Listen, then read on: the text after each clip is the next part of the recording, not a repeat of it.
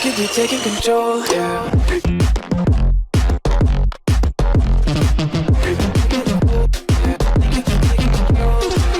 What's going on, ladies and gentlemen? My name is Dillon. Welcome back to the channel. Hopefully each and every single one of you are feeling fine and fantastic. Today we're joined by the one and the only Tanya. Hello! Yes, ladies and gentlemen, today we are going to take a look at The most expensive house in the world. Yes. Now, I do believe, I was trying to see because I wanted to know more information about it. Now, this was requested a while back on the channel. Now, I have it on your screen right now, but it says here, Antilia is a private residence in the billionaire row of Mumbai. We know what Mumbai is all about. It is the residence of the Indian billionaire Mukesh Ambani and his family, who moved into it in 2012 at 27 stories, 173 meters tall, over 37,000 square meters, and with amenities such as 3 helipads, air traffic control, and 168 car garage, a ballroom, 9-speed elevators, and a 50-seat. Oh my tits. Tits. That's all I say. Tits. Tits. Tits. Ridiculous. Okay. Perkins and Will are the architect. Okay. Let's call these guys. That's their telephone number. Go prank call them.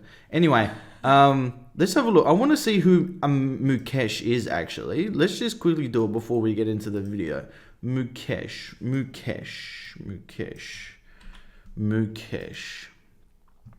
Okay. Mukesh Ambani is an Indian billionaire businessman and the chairman, managing director of the largest shareholder of Reliance Industries. Okay, I didn't know that. A Fortune Global 500 company and India's most valuable company by market value. He is the second richest person in Asia with a net worth of 74 billion in January of 2021, as of the 28th of December 2020. Holy crud. I had no idea about that. Well, there you go. That's crazy. That is ridiculous. I can't believe that. He's got a net worth value of 76.5 billion.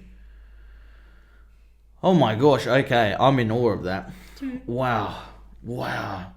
Shareholder of Reliance Industries and a Fortune Global 500 company and India's most valued company by market. I had no idea about that. Reliance, wow. Okay, well there you go, guys. There you freaking go. Well, that's the end of today's video. Hope you enjoyed it. Okay, this is going to make me cream in my pants, okay? But this is going to be lactose cream, okay? Not lactose free. This is full of lactose cream, okay? No, it's too much information. Alright, guys, let's get into this bad boy. Drop a big thumbs up. Hit that subscription button down below. Now let's get it. Oof.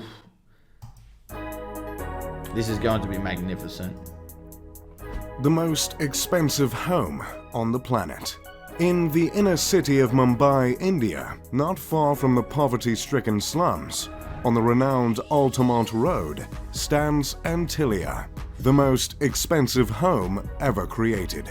This home ascends 27 stories, stretching 568 feet high, granting the massive structure with prime views of the Arabian Sea. In technical terms, the home is the second most expensive residential property in the world, considering Buckingham Palace is worth around $5 billion US. However, Buckingham Palace is considered a crown property, whereas Antilia is a private residence. Exactly. And the most expensive private residential property at that, with some pricing estimates as high as $2 billion. Even still, any list in which a residence is preceded by Buckingham Palace pretty much guarantees that place is going to be over-the-top luxurious and is likely a house I'd love to move into. In this video, I'll take you on a virtual, informative tour of this ostentatious estate while engaging all of 2 of your senses. In this massive home, there are several ceilings that are double or triple heighted, so the 27-floored skyscraper looks more like a 50 or 60-floored building. Can you imagine only being as tall as an ordinary 27-floor building? Laughable. On some of the lower floors, there is a multi-level car lot that can hold 168 vehicles, including Mukesh's precious RS5 Craw Maybach, a car for very important people. Somewhere in that car lot is also a car service station. But if cars aren't your style, don't worry. The home also has 3 helipads placed on the roof. A service Few things station. say billionaire like more than one helipad on the roof.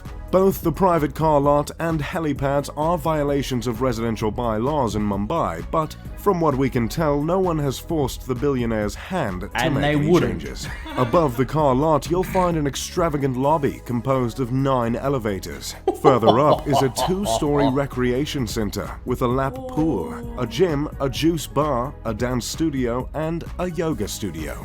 Floors like these are how Jeff Bezos transformed his I sell books body to his I sell what I want physique. As you continue to ascend, you will eventually run into a spa and a ballroom.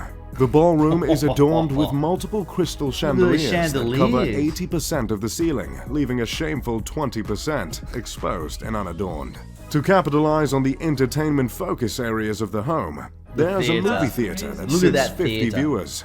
There are multiple balconies and terraces with luscious gardens hanging over the sleek facade along the home.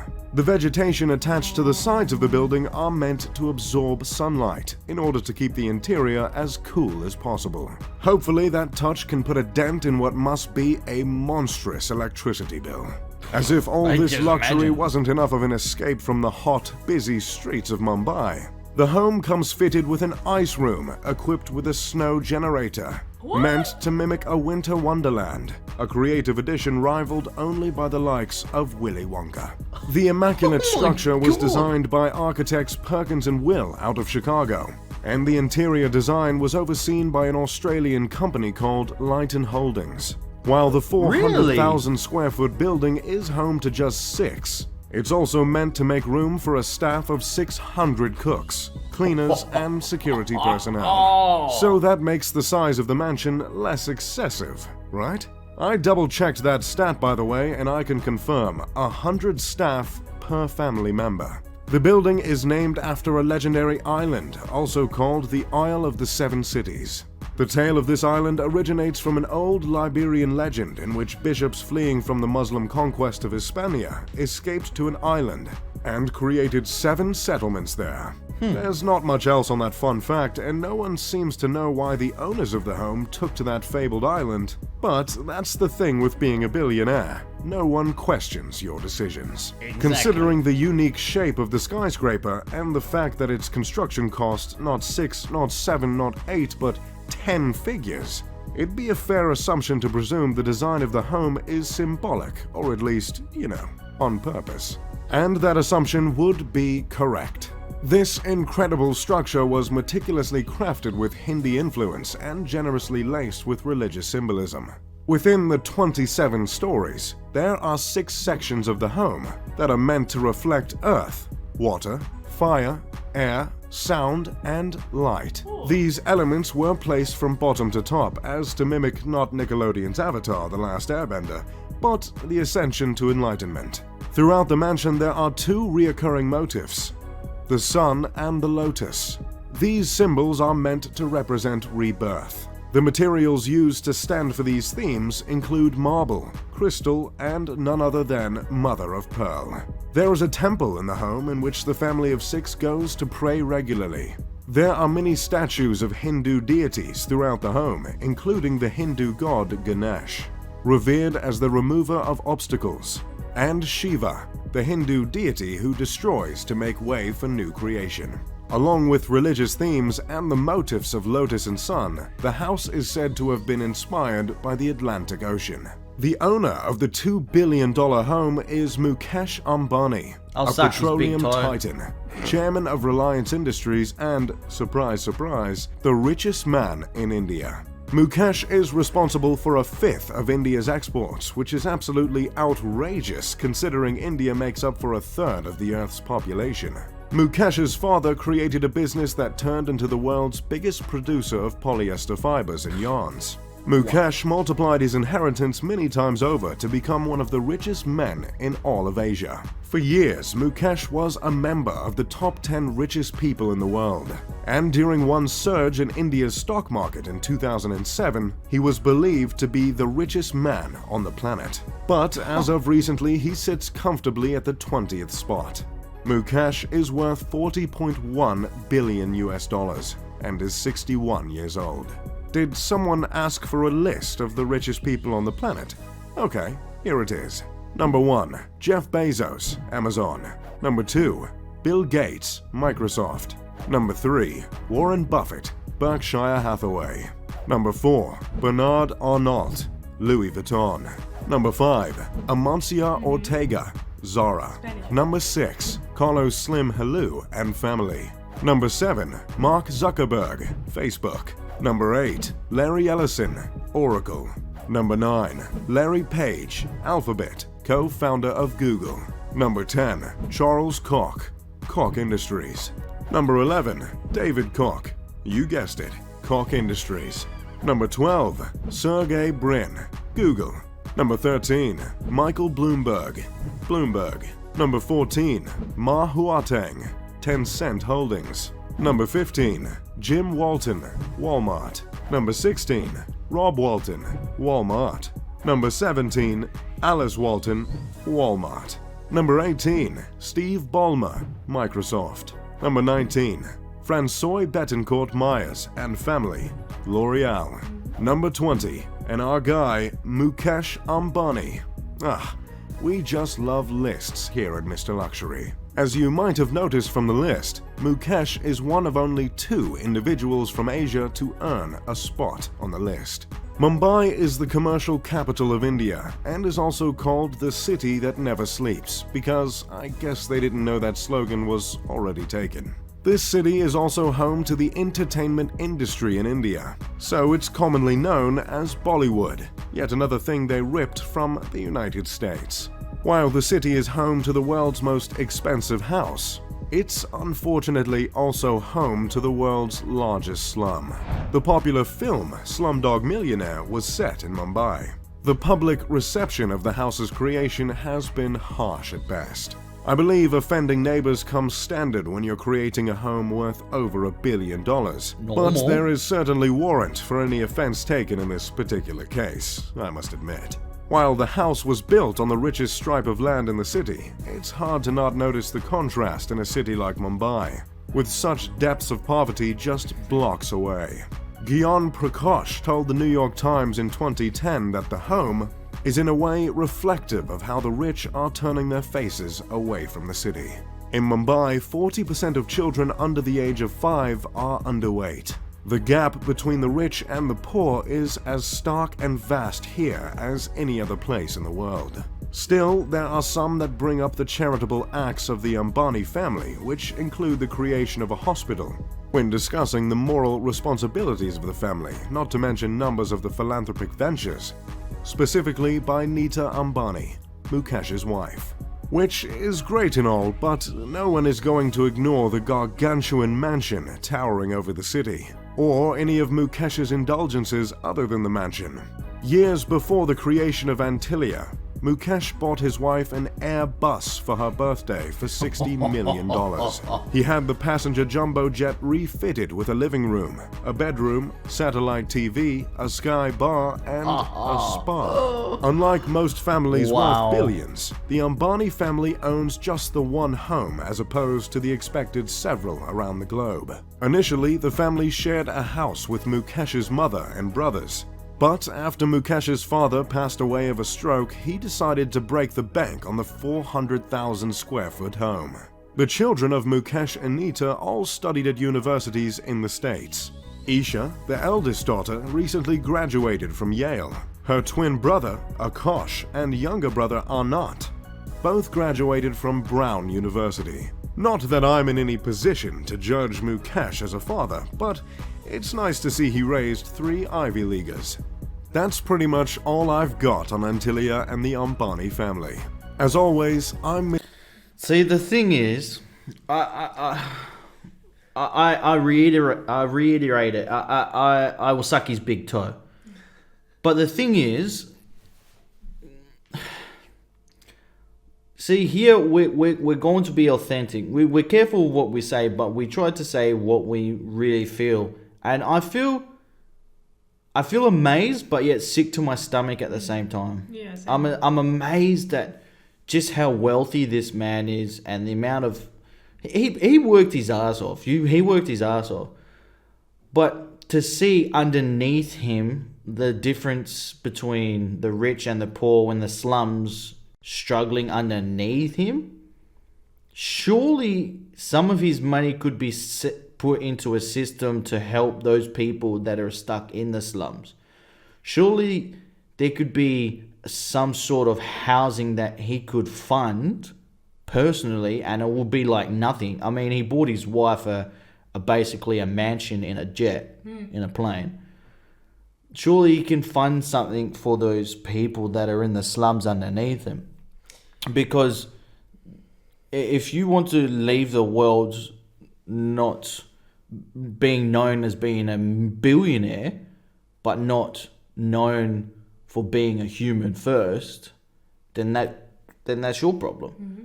But for me, that's the best way to leave this earth, is to be known as a fantastic human being first, before a billionaire. Exactly. Now, he could be a fantastic person. He could be doing charity work. I'm not too sure. But just from what I saw from the video, it's not just him, but it's billionaires around the world. There's so many billionaires that could reach into their pocket and help people that are stuck in sticky situations in the slums. You know what I mean? I mean, as a person who is not a millionaire or anything like that, I mean, we are in a middle position, yeah. If now you give me $1 billion or whatever it is, and I don't know what to do with it. Because once you buy a house and you have a car, and that's what do you do with the rest of your money? Yeah. He has that huge mansion. He has planes. He has jets. He has everything. He has 100 and something cars. What does he want all that money for? But Wouldn't it be better, what you were saying, to put it towards like helping people who needs it and things like that? And you, he probably pays no tax, but he will pay less tax if he does that as well in India, I'm pretty sure as well. It will help with his tax situation, and it'll probably pay off his light bill. Yeah. Seriously, I don't know. I don't know what I would do with the $1 billion. I don't know. Seriously, I know what I know what I would do with $1 million, but with $1 billion, with $1 million, you can buy an amazing house. But not just that. Unbelievable. I wouldn't. I would make sure my family's set up first and foremost, and they're set up for a while. But then try and find a way to give back to the people in need. Not necessarily the government, but people in need. People in need. But that's what I mean. Whether it's going and delivering food to the people that need it the most, like even at Christmas time and things like that, where people struggle to put like ham and stuff on the table and give their kids presents, like even things like that, little touches like that, you know what I mean? Yeah. Or set up a place where kids, when it's their birthday, their parents can come in and bring the kids, but they have to have some sort of identification, yeah? Mm-hmm. But on the kid's birthday, they can choose a present, any present they want. Something financially like that is nothing for them, you know what I mean? We're literally like, you're giving back to the community, to the kids, because there's so many kids out there that can't choose presents. They can't have presents because their parents can't afford it. Exactly. Their parents can't afford it. And they're literally, I mean, you saw there's people out there. Yeah. Watch this. Look at that. Oh, I clicked on the right thing. Look at that. 10 points. But look at that. That's their bathrooms. That's their bathrooms right there. So sad. I feel sick to my stomach watching this. Like, look at this photo. It's so evident. Just look at it. Those people may be the happiest people in the world too. You don't know. But also, that must be depressing. It must be depressing. How are you supposed to raise a family like that? I feel so sick to my stomach because of the contrast. I mean, just what? 100 and something to 200 meters up the road, you see the big buildings there where billionaires and millionaires are. It's so crazy. Just, I mean, yeah. Just for me, that's absolutely gut-wrenching seeing that. Yeah. That's absolutely gut-wrenching. Yeah, no, but that's what I was saying. I mean, a person that gets money in all the time, it's not like you have 3 billion or whatever and that's it. You get money in all the time. Yeah. Once you have the basic things in your life, like house, car, whatever, Mm-hmm. and you keep getting money in all the time, what do you do with all that money? And that's not just India. This is a problem around the world. And we're going to be honest. We don't care, guys. We'll be honest. But you go to Barcelona, for example, or Madrid. They have this. Madrid was so bad because I would never They you know, there's this. yeah. There's This is in Madrid. There's this, but you don't see that on TV. No. That's why when we went to Madrid the first time and This we is saw in- yeah. every street there was a person on the floor begging for money. Yeah. I said, seriously? But there is. And I live in this country and I don't know this. But yeah, there's little towns inside Madrid and in Barcelona that are exactly like this, guys. That are exactly like this. Yeah, big contrast between rich and poor. Yeah, exactly. And I mean, we work our ass off for our kids. We work our ass off. We absolutely bust a gut for our kids. But seeing this, I always think about the children in this situation. Just imagine the children here. I mean, the children are probably born in this, so they're probably like used to it. used to it, yeah. But then, I don't know. You'll see families that are able to give their kids toys and things like that. I mean, just look at their clothing, man. I mean, it's just like,